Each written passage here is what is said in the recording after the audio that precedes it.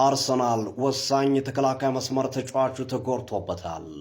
ጋብሪኤል ማጋሌሽ ለብራዚል ብሔራዊ ቡድን ግዴታ ላይ እንዳለ ጉዳት አስተናግዷል። በአርሰናል ስቴዲየም በኤምሬትስ ስቴዲየም ዛሬ የብራዚል ብሔራዊ ቡድን ሴኔጋልን በገጠመበትና 2-0 ባሸነፈበት ጨዋታ ላይ 64ኛው ደቂቃ ላይ የአርሰናል ወሳኝ ተከላካይ የሆነው ጋብሪኤል ማጋሌሽ በጉዳት ምክንያት ተቀይሮ ወጥቷል። ማጋሌሽ ያስተናገደው ጉዳት የብሽሽት ጉዳት እንደሆነም ታውቋል። ይህንንም ተከትሎ በዝቅተኛ 2 ሳምንት በከፍተኛ እስከ 6 ሳምንት ድረስ ከሜዳ እንደሚርቅ ተጠቅሷል። ነገር ግን የጋብሪኤል ማጋሌሽ ጉዳት ቀላል አይመስልም። ምናልባትም ከ4 እስከ 6 ሳምንታት ድረስ ከሜዳ እንደሚያርቀው እየተነገረ ይገኛል።